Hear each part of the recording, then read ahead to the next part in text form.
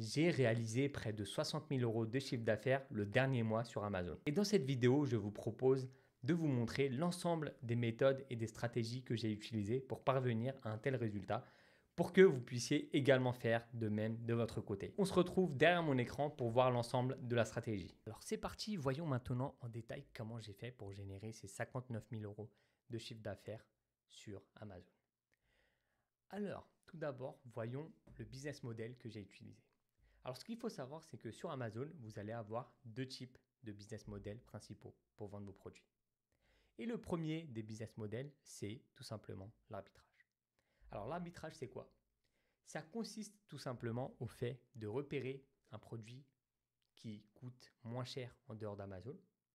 Donc, que ce soit dans un magasin physique, par exemple Carrefour, Leclerc, ou alors sur des sites en ligne. Et donc l'idée, c'est de faire notre marge par rapport à cette différence de prix. Mais sauf que l'arbitrage pose plusieurs soucis. D'abord, ce qu'il faut savoir, c'est que c'est un business model qui est très chronophage. Tout simplement parce que vous allez passer votre temps à traquer les promotions, que ce soit en magasin ou en ligne. Donc en magasin, vous allez devoir prendre votre voiture, passer donc plusieurs heures par semaine à écumer les différents magasins qu'il existe, dans l'espoir de trouver des promotions. Parfois, vous en trouverez, parfois non. Donc ce n'est pas une garantie, malgré tout le temps passé, de parvenir à ces résultats. Et deuxièmement, c'est pareil pour le online. Vous allez également devoir prospecter, chercher des produits. Donc ça oblige derrière à multiplier les références qu'on a sur sa boutique. Parce que forcément, si vous trouvez un produit qui a l'air d'avoir du potentiel, imaginons un produit qui se vend beaucoup moins cher en dehors d'Amazon que sur Amazon et qui vous apporte un bénéfice net de 5 euros. Vous imaginez bien que vous n'allez pas trouver un nombre de produits très important en magasin. En tout cas, ça ne va pas être systématique.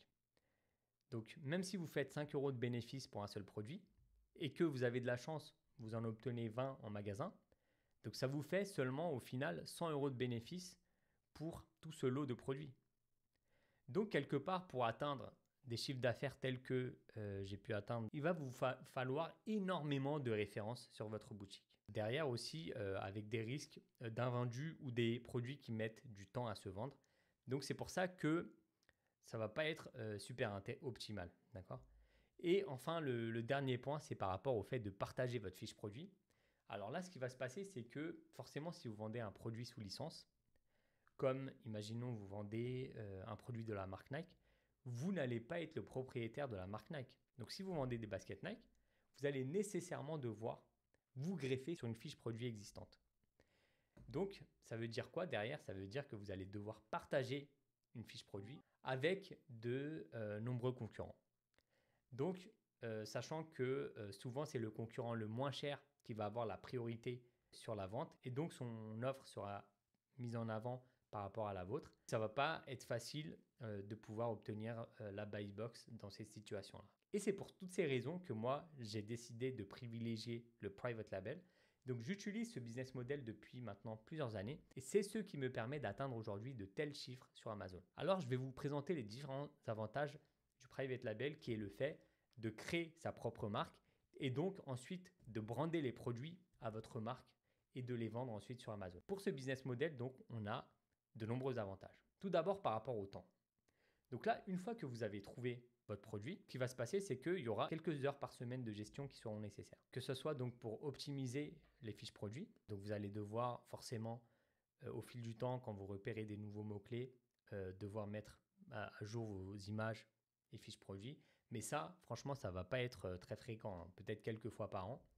Derrière aussi, le plus important, ça va être d'assurer le réassort.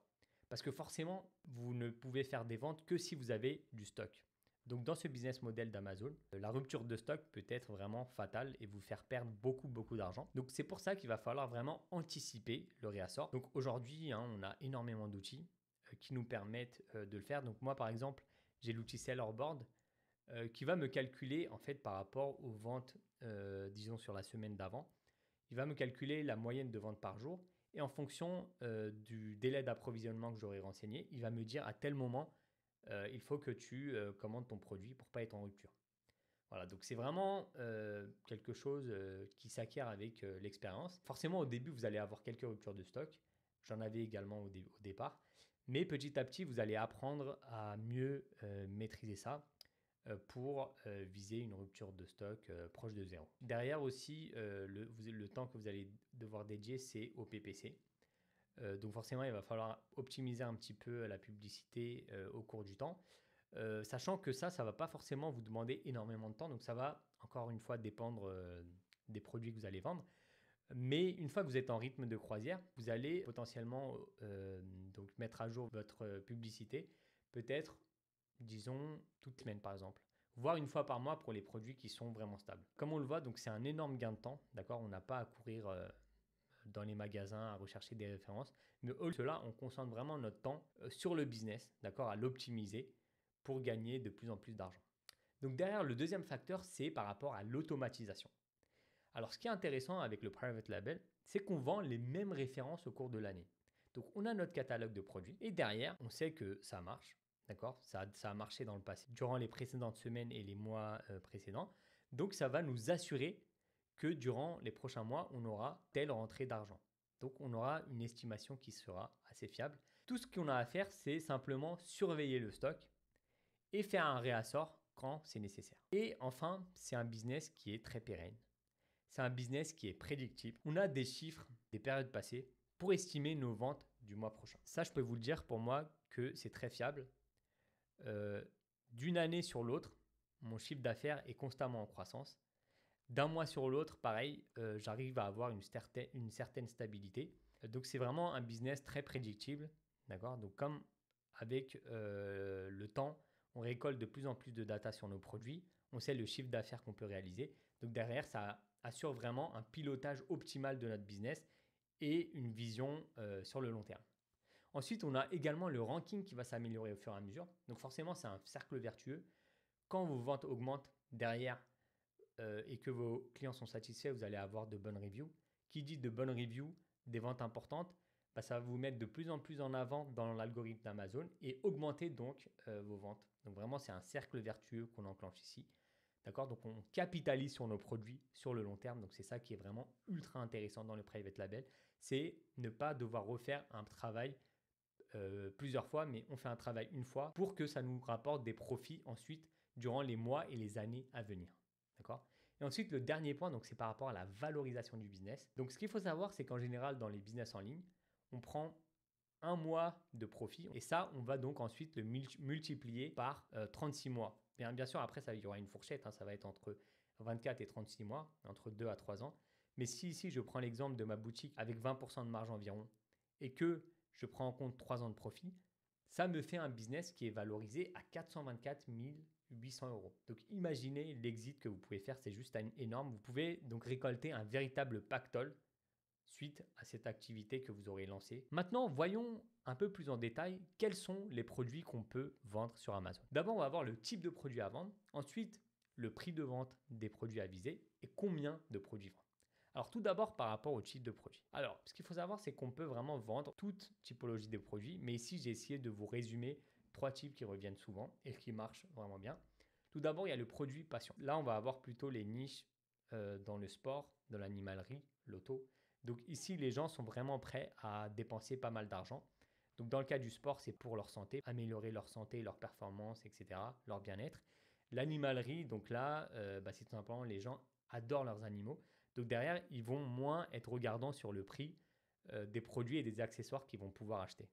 Et donc pareil pour la voiture qui est une passion pour énormément de gens. Ensuite, on a également donc les produits utiles. Donc là, on va retrouver notamment les niches de cuisine, de bricolage. C'est des niches qui marchent également très bien. Et enfin, la troisième niche d'exemple, ça va être la santé et la beauté. Donc ça, c'est les 3 niches d'exemple. Maintenant, bien sûr, vous avez beaucoup plus de niches, hein. Et si vous voulez avoir plus d'idées pour les niches, vous pouvez aller vous balader sur Amazon, naviguer entre les différentes catégories. Ça va vous donner encore plus d'idées. Par rapport au prix de vente des produits, ça c'est vraiment un critère important qui va vous permettre en fait d'atteindre rapidement votre objectif. Ce que je recommande, c'est de viser des produits avec un prix de vente situé entre 20 et 50 euros. Alors je vais vous expliquer pourquoi. Alors tout d'abord, c'est pour avoir une marge de manœuvre suffisante pour pouvoir amortir les différents frais qu'on peut avoir lors de la vente sur Amazon. Alors tout d'abord, on a la commission. Pour la plupart des produits, c'est autour de 15%. Après, on a également certains produits qui ont une commission plus faible. D'accord? Donc, par exemple, l'alimentation. Sachant que cette commission, ça vous assure d'avoir accès à l'écosystème d'Amazon, de pouvoir être mis en avant à des millions de clients. Donc, littéralement, si vous mettez votre produit sur Amazon et que vous ne faites pas de vente, il faut sérieusement vous poser des questions. Parce que quand vous avez une base énorme de clients comme ça derrière, les clients ont une totale confiance en Amazon, qu'ils ont leur carte bancaire d'enregistrer dessus, si vous ne faites pas de vente, c'est vraiment que votre produit est très mauvais ou alors que vous n'avez pas fait le nécessaire. Pour en revenir à la marge, donc on aura d'abord la commission, ensuite les frais FBA donc qui correspondent aux frais d'expédition et enfin les frais publicitaires. Donc c'est pour ça qu'on va viser des produits dans cette gamme de prix 20-50 euros pour avoir une marge suffisante pour amortir tous ces frais. Et derrière, la deuxième raison, c'est aussi pour avoir un coût raisonnable à l'achat. On veut dormir sur ses deux oreilles, donc on va investir une petite somme d'argent pour pouvoir comprendre le business model. Pour un produit vendu entre 20 et 50 euros, ça nous ferait un coût d'achat situé autour de 3 à 10 euros. Non, c'est une fourchette assez large, mais ça vous donne une petite idée. Donc pour une première commande, on pourrait s'en sortir pour moins de 1000 euros si on a, prenons, 250 pièces commandées à 3 euros de l'unité. Pour un lancement de sa propre marque sur Amazon avec donc une annonce qui sera propre à vous et que les concurrents ne peuvent pas squatter, ça me semble vraiment très raisonnable comme investissement pour démarrer son aventure sur Amazon. Ensuite, pour le nombre de produits à vendre, donc on va voir ça tout de suite. Donc, ce qu'il faut savoir, c'est qu'on va avoir différentes stratégies possibles. On a la stratégie monoproduit et également la stratégie des petits produits. Donc, la stratégie monoproduit, on va commencer par présenter ça.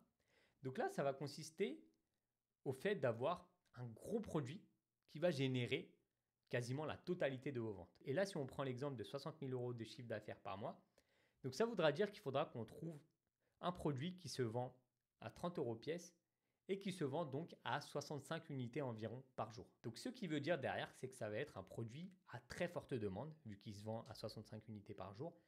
Donc qui dit forte demande dit forcément forte concurrence. Ça n'a pas que des points positifs, surtout en tant que débutant, parce qu'on aura plusieurs variables derrière à maîtriser. Donc tout d'abord, il y a le fait de bien se différencier par rapport à votre produit, de ne pas faire juste un produit comme tout le monde et venir dans le marché parce que vous n'allez jamais pouvoir percer comme ça parce que derrière, on va avoir des gens qui vont avoir des milliers de reviews. Ça va être important de vraiment passer pas mal de temps sur la partie différenciation, voir les produits concurrents, qu'est-ce qui ne marche pas dans ces produits-là pour vraiment que vous fassiez le meilleur produit possible. Et derrière aussi, il va falloir que vous ayez un marketing impeccable, d'accord, une très bonne image de marque pour espérer vous faire une place dans un énorme marché. Et ça va forcément aussi impliquer un budget de publicité très élevé parce que forcément, vous aurez des concurrents très bien implantés avec un très bon capital. Le niveau des enchères, il sera élevé, donc c'est pour ça que ça va derrière impliquer un budget publicitaire élevé. L'autre souci, en fait, c'est qu'on met tous ses œufs dans le même panier. Donc là, par rapport au risque, on n'est pas du tout diversifié, donc on a concentré toute notre stratégie sur un seul produit. Donc si demain, on a des soucis d'approvisionnement, comme ça a pu arriver par exemple pendant le Covid, qu'on a un souci par rapport à la concurrence qui devient de plus en plus dure, ou de nouveaux concurrents qui entrent, ou alors qu'on a un souci au niveau des coûts du produit, par rapport aux matériaux par exemple, bah là vraiment ça peut mettre vraiment à mal notre business si on est concentré sur un seul produit. Donc c'est pour ça que moi j'ai plutôt décidé de me focaliser sur la stratégie des petits produits et c'est ça donc qui m'a permis d'atteindre un chiffre d'affaires autour de 60 000 euros par mois. Alors on va voir en détail cette stratégie. Ce que je fais, c'est que je vise des produits qui font chacun environ 5 000 euros par mois de chiffre d'affaires. Donc plusieurs produits qui font 5 000 euros par mois pour parvenir à mon résultat d'environ 60 000 euros par mois de chiffre d'affaires. Alors pour ça, il va falloir donc environ 12 produits. Donc si on en vend environ 5 unités par jour à 30 euros, donc on atteint son objectif de 5 000 euros de chiffre d'affaires par mois par produit. Donc pour les 12 produits, on va dépasser les 60 000 euros par mois. Et forcément, quand on cherche un produit qui se vend uniquement 5 unités par jour, on sera sur un petit marché ou sur un marché moyen. Donc ce sera beaucoup moins compétitif. On va pouvoir facilement percer ce marché. Donc ça va être plus facile de mettre en avant notre produit, surtout de perdurer dans cette niche. Et ça permet aussi donc de se diversifier, d'accord? Parce que forcément, notre risque est réparti sur tous les produits. Donc ça constitue un risque beaucoup moins important pour notre business. Donc ça nous assure une certaine pérennité. Et surtout, il est plus facile aussi de trouver des petits produits qui font 5 000 € de chiffre d'affaires par mois chacun, plutôt qu'un gros produit qui génère un énorme chiffre. Et enfin, la dernière raison pour laquelle j'ai choisi la stratégie des petits produits, c'est parce que derrière, mon business vaudra beaucoup plus à la revente. Donc on l'a vu juste avant, on a pu estimer une valeur à la revente autour de 400 000 €, donc ce qui est juste énorme. Parce que ici, ce qu'on est en train de faire en créant notre propre marque, c'est qu'on crée un véritable actif. On va avoir une marque avec un historique, avec une image de marque derrière, donc une marque qui nous appartient, d'accord? On aura développé une gamme de produits, on aura développé derrière un lien avec des fournisseurs, on aura négocié des tarifs, etc. Un certain process pour la fabrication du produit, un process pour la mise en vente. Donc derrière, forcément, tous ces avantages-là, ça fait que notre business a vraiment un véritable atout et est très attirant aux yeux des investisseurs, contrairement au business model du retail. Donc là, on n'a pas vraiment quelque chose qui ait une plus-value dans notre business parce que finalement, pour générer du chiffre d'affaires dans le business model de l'arbitrage, c'est basé finalement sur le fait d'aller rechercher des promos sans cesse. Donc, si quelqu'un rachète votre business, derrière, il va également prendre ça en compte. Il va se dire que derrière, il va devoir aller prospecter, donc chercher sans cesse de nouveaux produits, à moins bien sûr que vous ayez mis en place une stratégie plus élaborée, donc avec des contacts fournisseurs, etc. Mais ça, c'est un peu plus poussé. Mais de manière générale, l'arbitrage a une valorisation beaucoup moins importante par rapport au private label. Maintenant, quelle marge viser? On va voir ça tout de suite. Alors moi, ce que je recommande, c'est de viser minimum 25% de marge avant publicité pour pouvoir supporter les différences. Donc pour ça, on va à peu près estimer la publicité qui devrait représenter environ 5% de son chiffre d'affaires. Donc pourquoi 5%? Donc tout simplement, ça reste un chiffre raisonnable qui vous permet en fait de continuer de profiter du levier de la publicité mis en avant auprès de plus en plus de personnes. Ça vous permet aussi d'occuper un emplacement parce que si vous n'occupez pas l'emplacement supérieur publicité, donc il y a un risque que les concurrents l'occupent, donc derrière qui vous grappille des ventes. Et aussi le fait de faire de la pub, ça va augmenter la perception de votre produit auprès des utilisateurs. Donc on augmente les chances que l'utilisateur voit notre produit. Donc vraiment sur le long terme, c'est un investissement très intéressant la publicité. Il faut juste bien contrôler ça, bien maîtriser les coûts pour ne pas que ça représente un montant trop important de notre chiffre d'affaires. Donc 5%, ça reste un montant très raisonnable parce que derrière, ça va nous ramener à une marge nette qui sera autour des 18-20%. Ce qui est une très bonne marge pour un business Amazon FBA qui est quasi automatisé car on y passe seulement quelques heures par semaine. Générer donc des revenus complémentaires qui, au fur et à mesure du temps, deviendront très importants et vous permettront donc d'obtenir la liberté financière. Pour capituler, ce business model private label sur Amazon me permet de générer environ 1 800 € de profit par mois et cela a littéralement changé ma vie. Je génère des revenus complémentaires chaque mois, me permettent de ne plus compter, profiter beaucoup plus de ma famille et des vacances. Donc quand je vais dehors, que ça soit au restaurant, donc je n'ai plus à regarder les prix, pareil pour faire les courses, donc vraiment ça apporte un vrai confort au quotidien, le fait d'avoir donc une source de revenus complémentaires. Alors si vous êtes resté jusqu'à la fin de cette vidéo, c'est que vous êtes vraiment intéressé par le business model d'Amazon FBA et vous souhaitez concrétiser votre projet. Vous pouvez réserver un appel avec moi, c'est totalement gratuit et ça vous permettra de faire le point sur votre projet et voir comment je vais pouvoir vous aider à mettre en place ce même type de business pour que vous puissiez générer également des revenus passifs.